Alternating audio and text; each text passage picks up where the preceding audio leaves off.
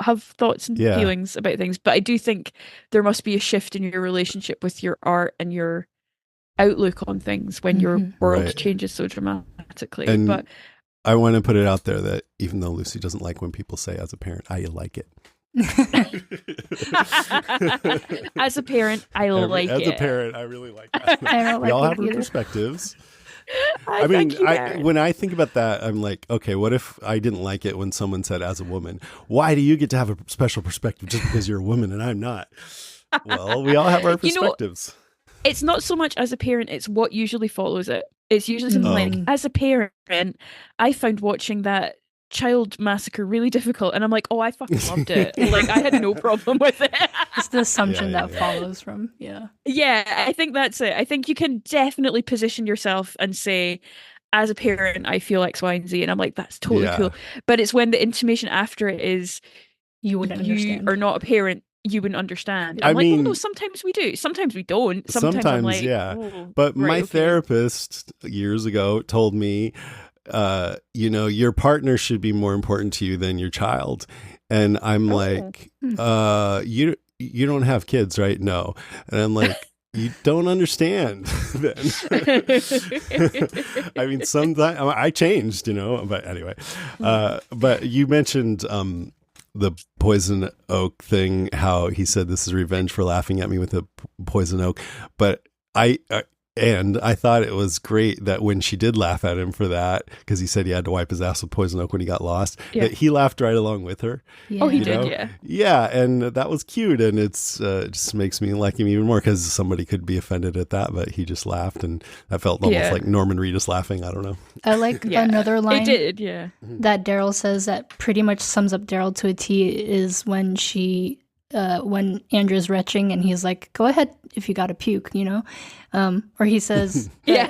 yeah, and it's Look, like, just do it. he's there for others. He doesn't judge them if they puke or whatever, and he lets people just be themselves. He doesn't mind the messiness or discomfort. So like that's Daryl.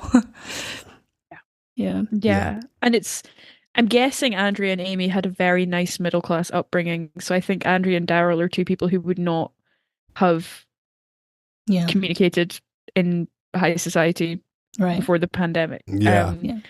And I'd forgotten how much Merle is kind of a specter in these in season 2. Like his presence looms large, and so we hear that Merle was in juvie when Daryl was wiping his butt with poison ivy. Right. And I loved the scene with Patricia and T-Dog where she's like, "Who, Merle Dixon, your friend?" And he's like, "I would call him my friend." She's like, "Well, Merle Dixon's clap best and you're saved your life," or something. And I'm like, "That's great." Yeah. He goes, I don't want to, I try not to think about that. Yeah. And what, it was Glenn great with too. his- Yeah. He's like, he had the clap. I mean, venereal disease. Maggie is so into him. I know I that in the next know. episode she's like, "Oh, I don't care, whatever, we'll just have sex." But she is high key interested in him in this episode. I have think to so. say, she is putting out signals. This is one area where my opinion did change, because in my notes last time, 10 years ago or whatever, 12 years ago, I was like, I think she's not sure about him, but once she sees what kind of a guy he is, then she'll really like him, because I knew they got together in the comics. But Yeah. here, I think every little thing he does, she thinks is cute. Yeah, I she think she's is. into him, like when he's fumbling around with his word. Oh yeah, we nice to met see you each other again, because we met once before. She's like smiling to herself, like, oh, this guy's so cute. Oh, she loves it. She fucking loves it. I will hear nothing against it. And then when he says the clap, she thinks that's funny. And then she seeks him out on the porch, and they immediately start talking about religion and deep subjects, and they're very comfortable. And then their instinct is to try to help each other. She tries to help him feel better, and then he goes in and tries to help her feel better by just talking about the one she lost. And so they just are made for each other, it seems like. Oh. I love him so much. Kind of have a tangent on that, but if it goes too long, you can cut it out. Yeah, no, go. Like, do I'm it. not cutting anything. oh, I borrowed. I got into The Walking Dead because everybody at work was watching it, and so I borrowed the season 1 Blu-ray from my coworker, and I was so like disgusted by Guts, that episode, the second episode where they hack everybody up, that I returned the Blu-ray to him. And I'm like, thank you. I don't think the show's for me. I don't like horror at all. And then one day, for some reason, my YouTube algorithm gave me 60 reasons we ship Glenn and Maggie. And so I'm like, hey, that's the guy from The Walking Dead. I recognize him, but I haven't gotten to her yet because I didn't watch season 2. And so I watched it, and I think I just went down this like, it piqued my interest. So then I started season 2 for some reason. I didn't go back to season 1. And then, it ends with all these cliffhangers, but that's what brought me to the show. So Glenn and Maggie hold like a really significant part of my TWD journey.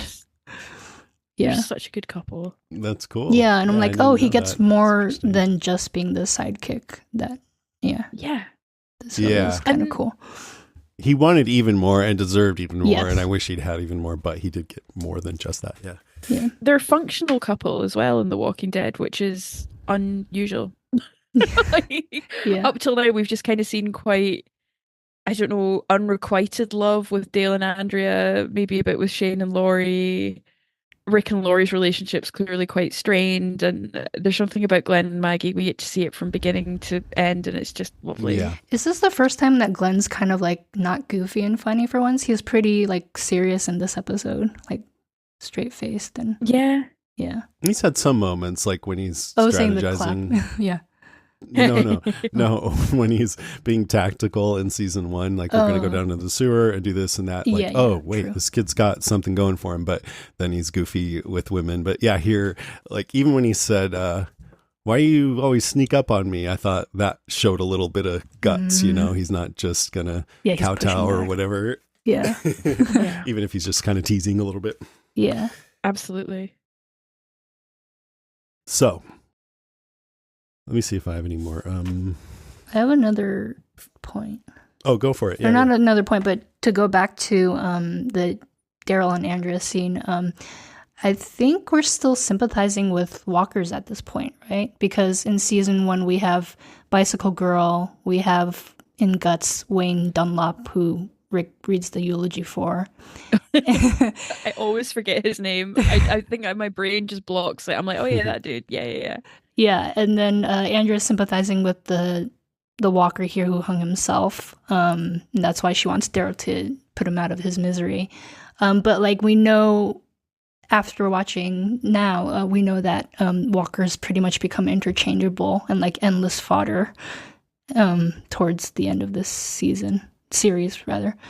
Kind of like a zombie video game. And I love what Daryl says. Another great Daryl quote is, we all got to eat. That's one thing that us and the walkers have in common. Yeah. So the show is still trying to draw a parallel between humans and walkers at this point. Mm-hmm.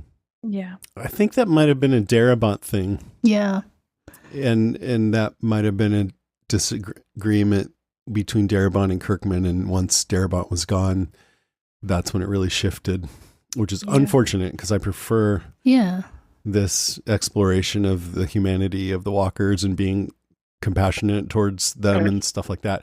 Although, I mean, we do have, because the whole thing in season 3 with Milton is, I think, to put a nail in that coffin, Oh, that's true. He's exploring the idea that there is something left and they decide, no, there's not. Right. I totally forgot about Milton.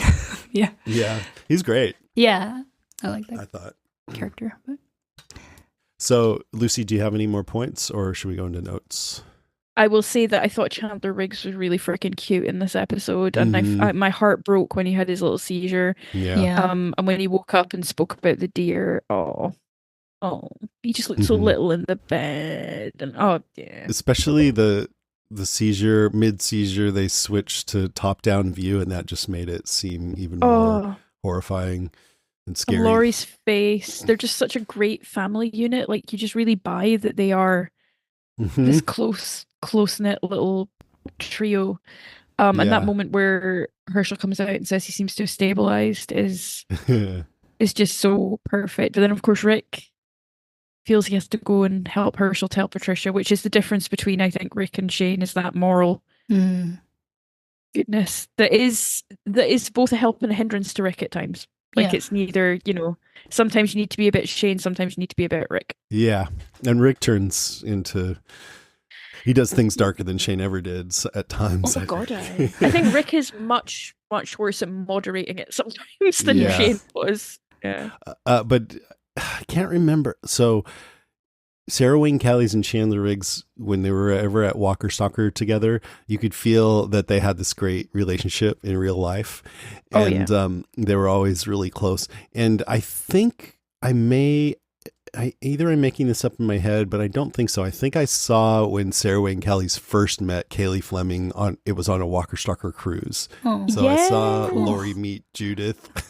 Oh, they cast Judith so well. Yeah. Like Yeah. looking at Laurie, I'm like, oh yeah. Oh, yeah. No. Hmm. Yeah. I think the other thing that struck me from that whole scene was I'd forgotten how much this sounds so dumb. I'd forgotten how much Otis meant to the Green family. I was like, oh, he's just a random worker, but actually Maggie's like, he's part of the furniture. He's been here. He's been running the farm since before my mom died. And I felt I Yeah. got more of a sense of his importance and their loss this time round, especially poor Patricia, Yeah. who they don't tell until the operation is done, which I completely understand and it's the right Yeah. call, but it's horrible to think about. She won't have to suffer for long. Well, that is true. That's really cruel to say. Otis, like he just seems like such a great guy, more than I remembered. Yeah. An interesting guy, and a guy that would have been cool to follow, a good character to follow, but they killed him off. And that was a testament, in my view, to The Walking Dead in the first, 6 or 7 seasons, where they would just kill off these characters that had such great potential to go forward. And Yeah. that made you feel afraid for everyone else. Yeah. I was also just laughing to myself because I realized you don't see Jimmy and Beth at all this episode, and I'm like, I wonder where they are. They're upstairs unsupervised. Taking advantage of everyone being distracted. Taking advantage of this quiet time. Yeah. And you had another point, Karen?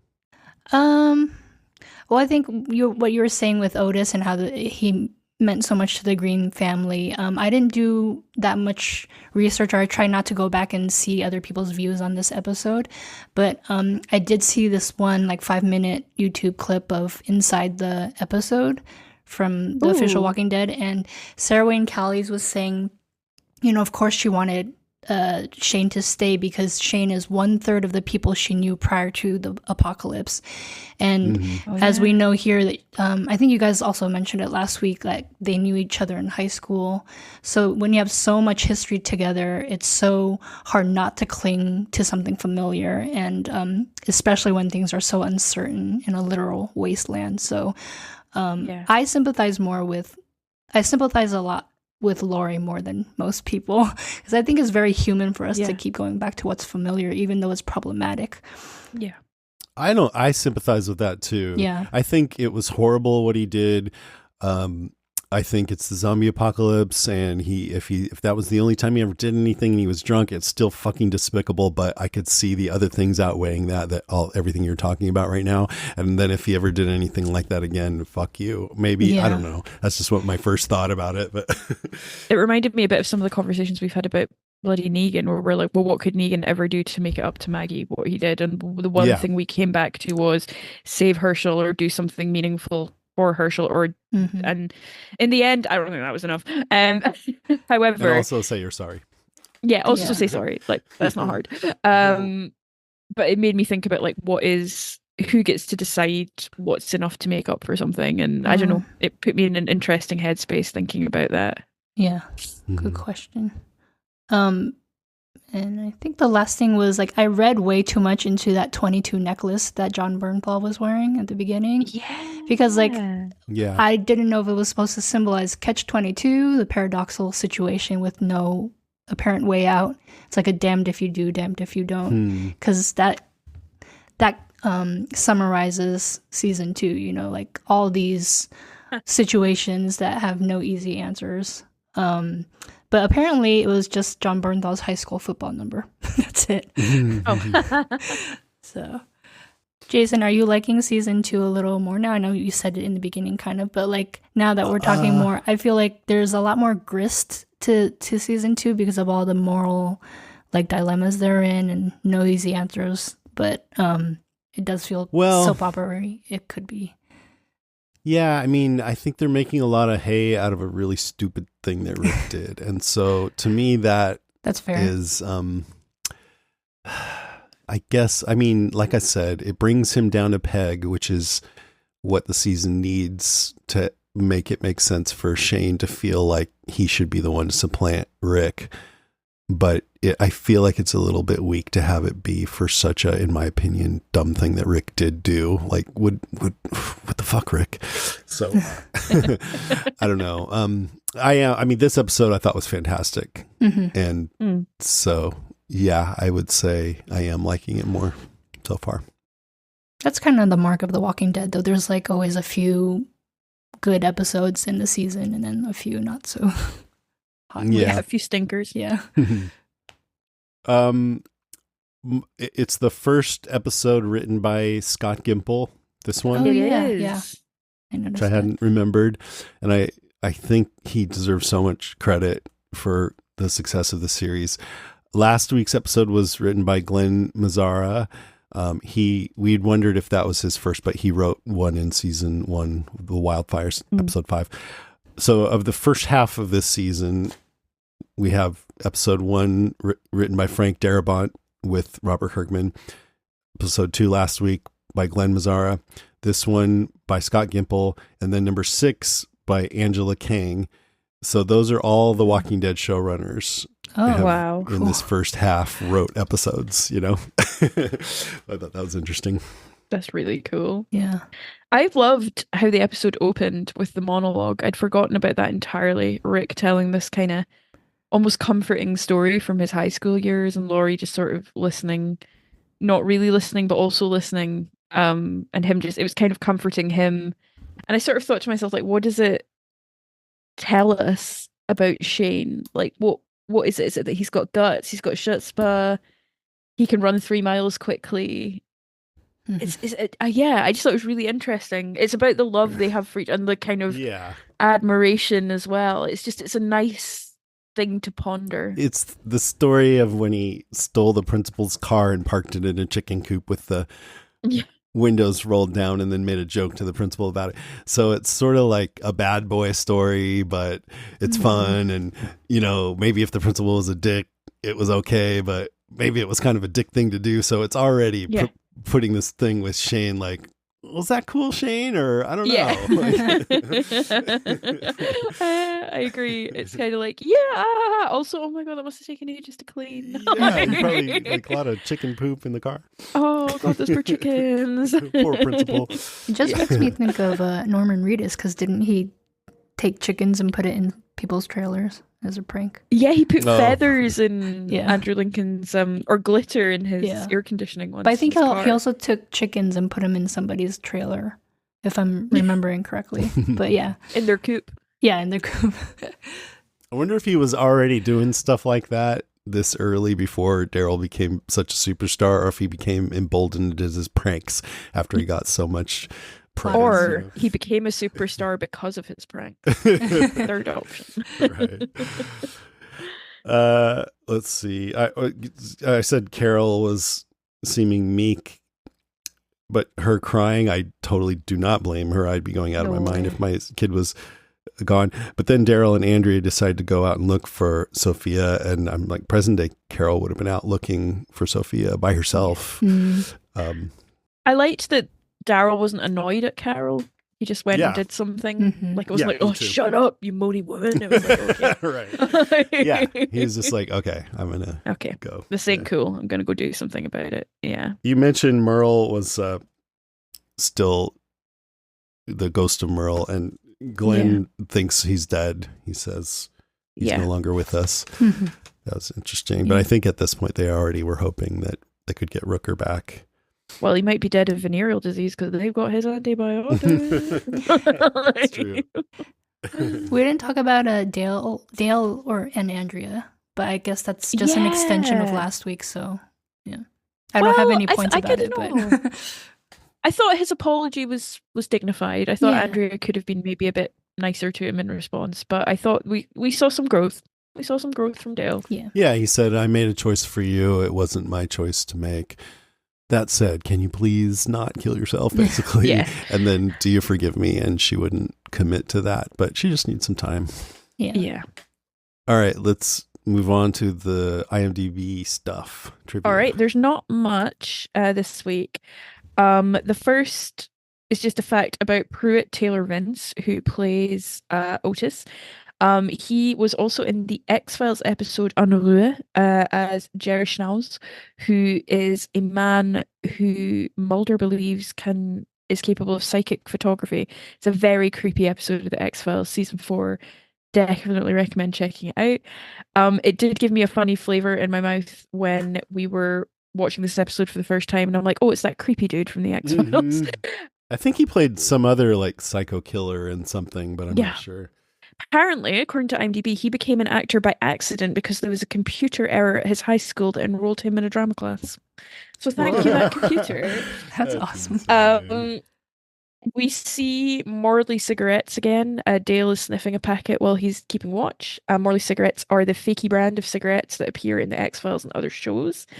In the gym scene where Otis is being grabbed by a zombie without legs, that is a very good makeup job on a real amputee who was one of the kind of feature zombies of this episode. Right.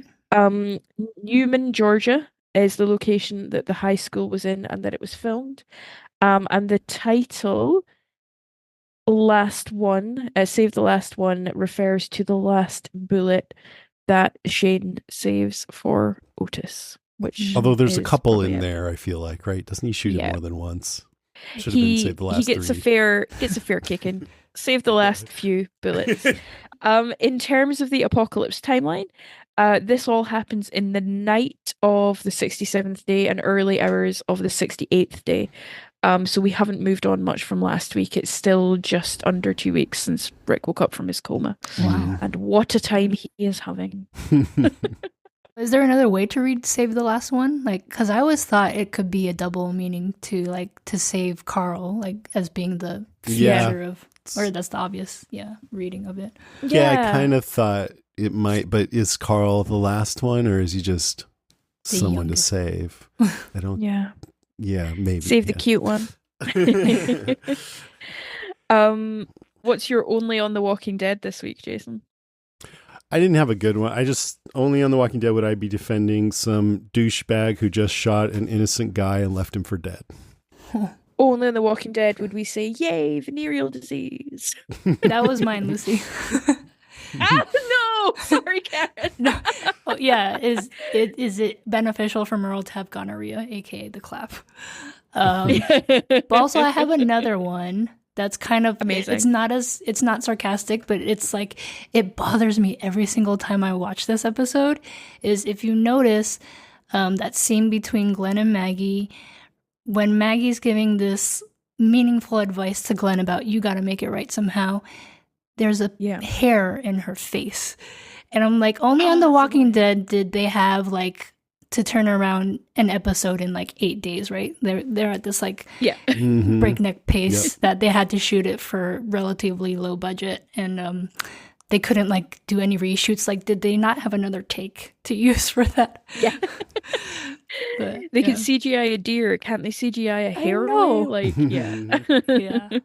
Actually, sorry, they can't CGI a deer. I've answered my own question. No, they cannot.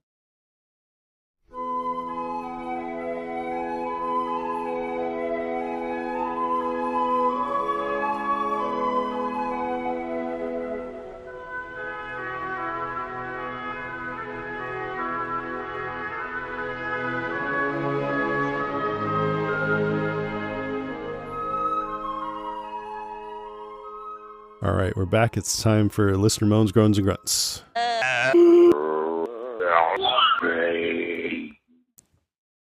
Karen, want to go first? All right, so our first piece of feedback comes from Navarda Randall. This episode always makes me sad. Poor Otis. Yup. Kirsty Keene says, the point of no return for Shane. I sometimes forget just how well his descent into madness was done. Bernthal did a fantastic job. Yeah, he did.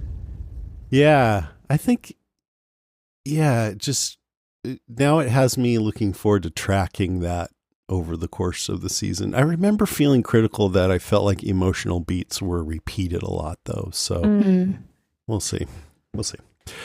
Megan Divey Lehman says, my husband stopped watching The Walking Dead in the Negan era and rarely brings it up, but for some reason he mentions the Otis scene all the time. It's like it's burned into his brain. Actually, when I went back and looked at my notes, original notes for this episode 12 years ago, there was a message from her husband in there. No way.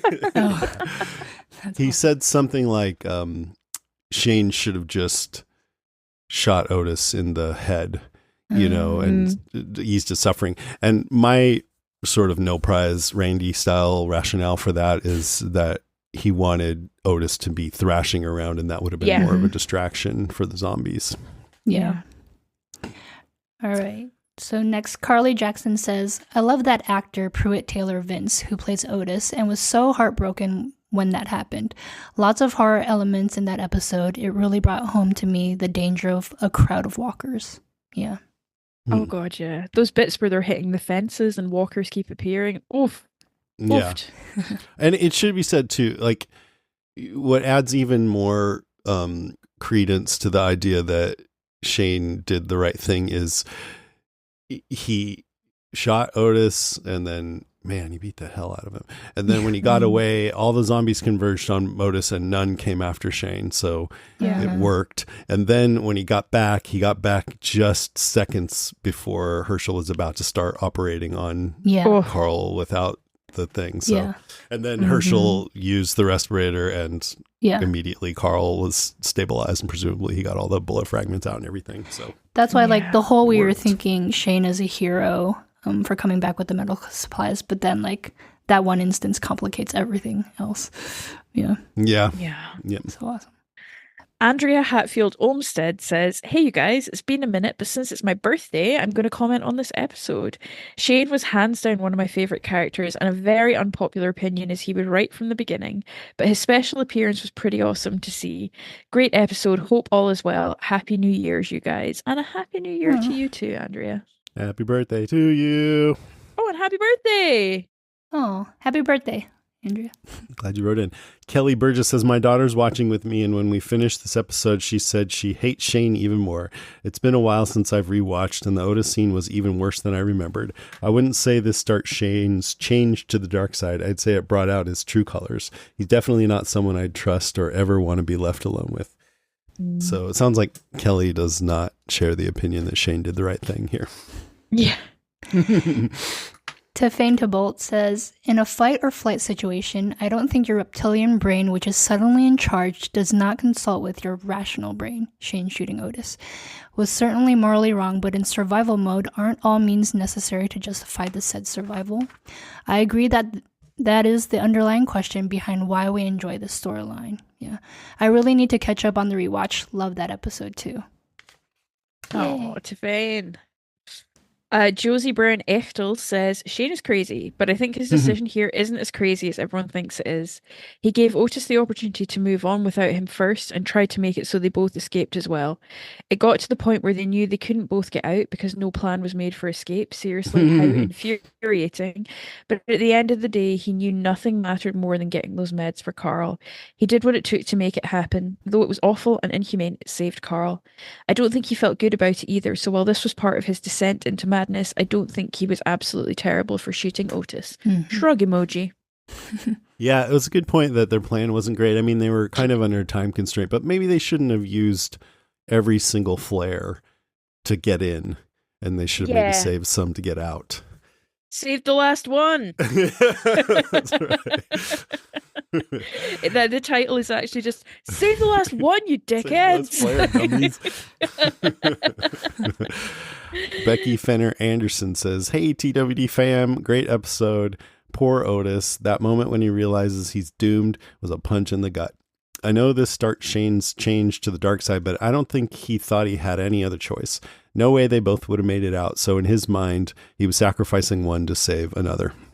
And I would argue it was either they all died, Carl, Shane, and Otis, or Shane and Carl survived. You could see all over his face the disappointment in himself for what he'd done. The look on his face in the mirror still gives me chills. The way the actor plays this is brilliant and forces us to ponder, is he really good or really bad? Glenn is precious. Carol annoyed me a bit, but I'm okay with it knowing what a badass she becomes.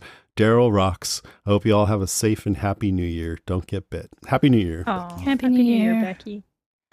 Just to follow up to that, Becky says the way the actor plays it, and I think at this point in the comics, Shane is already gone, right? So it's great that I think they saw John Bernthal's potential and gave him this. Oh, yeah, so good.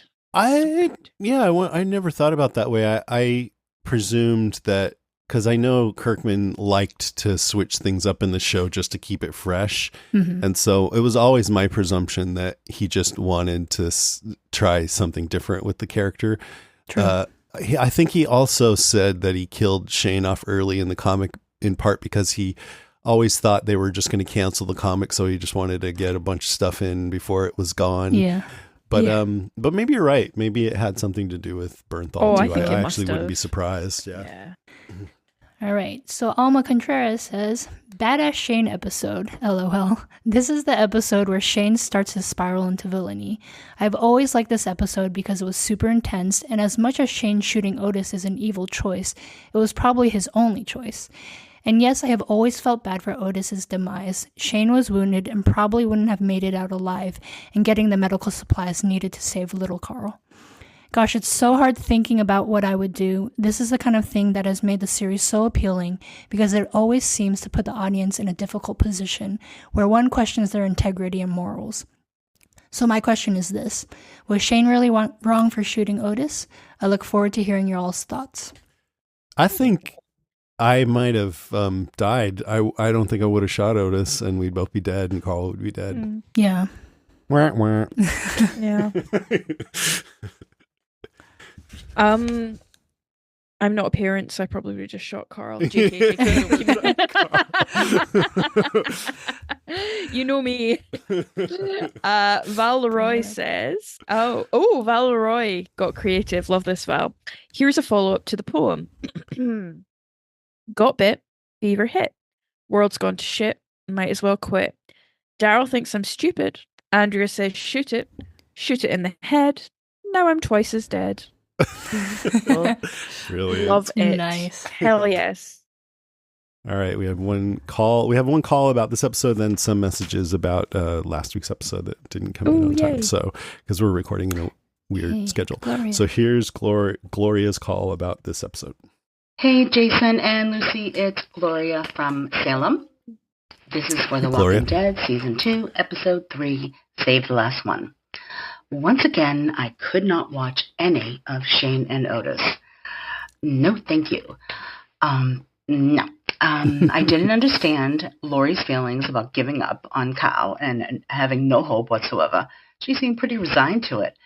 And even if it came to that, I don't have that in me, personally. I believe there's always hope, but of course I've never been in an apocalypse.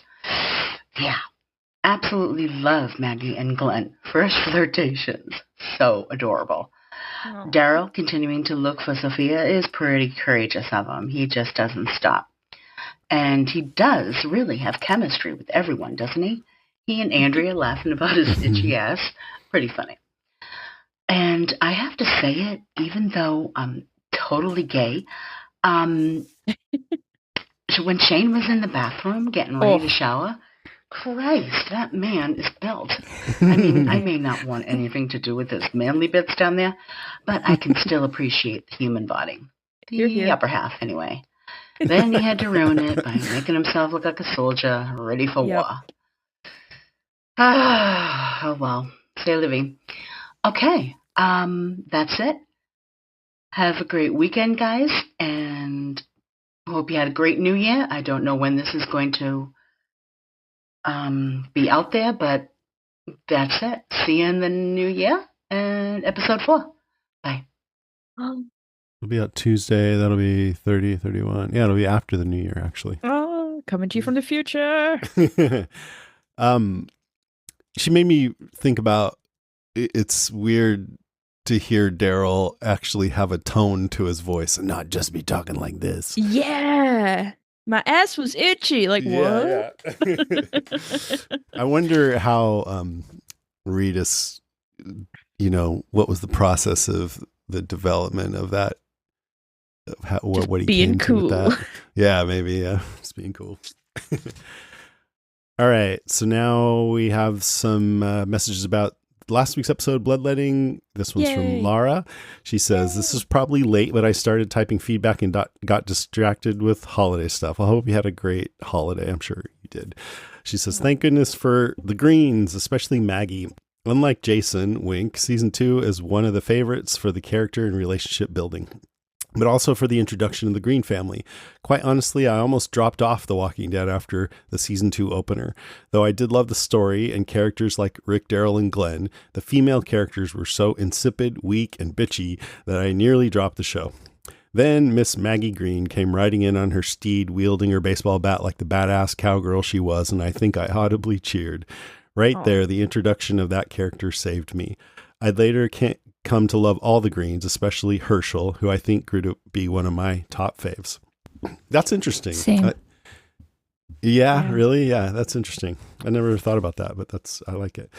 Confessional time. I have a very unpopular opinion. I honestly could not stand Carol for a very long time. I know she was a victim, but when in the last episode she didn't fight Lori to run after Sophia and later admits that she was aware of Ed's predatory nature towards their daughter, but never left him, my ire for her kind of embedded itself in me.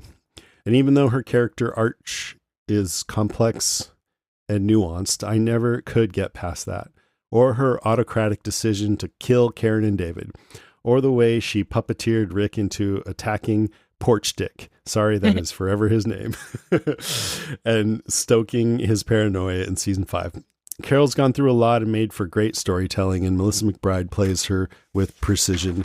I just never really warmed to her until she met King Ezekiel. That's way late into it. And Henry. Her breakdown after Henry dies was the first time my heart truly broke for her. I'll have to see if during the rewatch if I have the same feelings. So far, the irritation is still there. I remember Karen and I were pretty annoyed with her. Karen even more. Like, Karen hated her. Karen was just wanted her to die. I remember that back when we were podcasting on these seasons.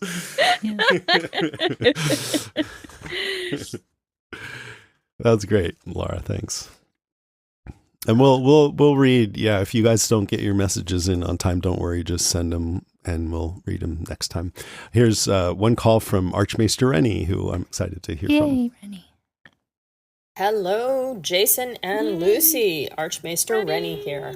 Well, I have caught up to the rewatch. I went down a rabbit hole of watching every movie that was set in the Alien universe, and there are more of them than you would think. So I was behind when you started the rewatch, but now I'm with you. And it's a great fun to go back to the beginnings of this show. So what I want to comment on in this episode is the introduction of Maggie.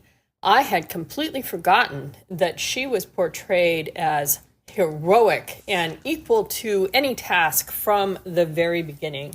Yeah. When Yeah, we first good point. encounter her, she's keeping watch, and then Herschel says, Maggie, get the IV, and she just, is right there and up to doing whatever she needs to do. And then we get the big hero moment where she comes galloping up on the horse and wallops the walker that's menacing Andrea. And it's just such a relief to see a woman who is a badass after season 1 and its portrayal of women. So I was thrilled by that aspect of this episode.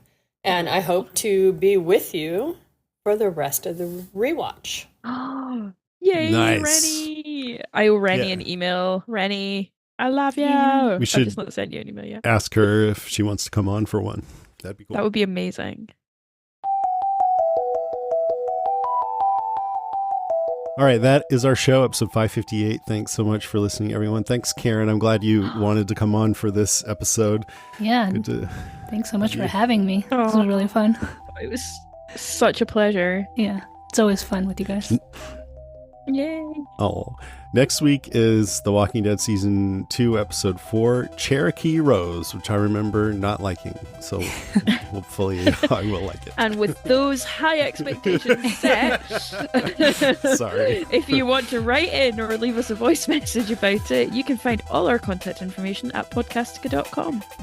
And while you're there, please check out our other podcasts like the aforementioned Still Slaying, the Buffyverse podcast with Penny and Kara. I have not listened to a single episode of that, which was why I was genuinely curious about what they were doing on there, because I just haven't seen Buffy. But Kara and Penny are so good that, man, I need to get on it and start watching just so I can listen to them on there. This episode has also been possible by Patreon supporters like Michelle Curley, who pledged their support at patreon.com/Jason Kabassi. Thank you to Michelle and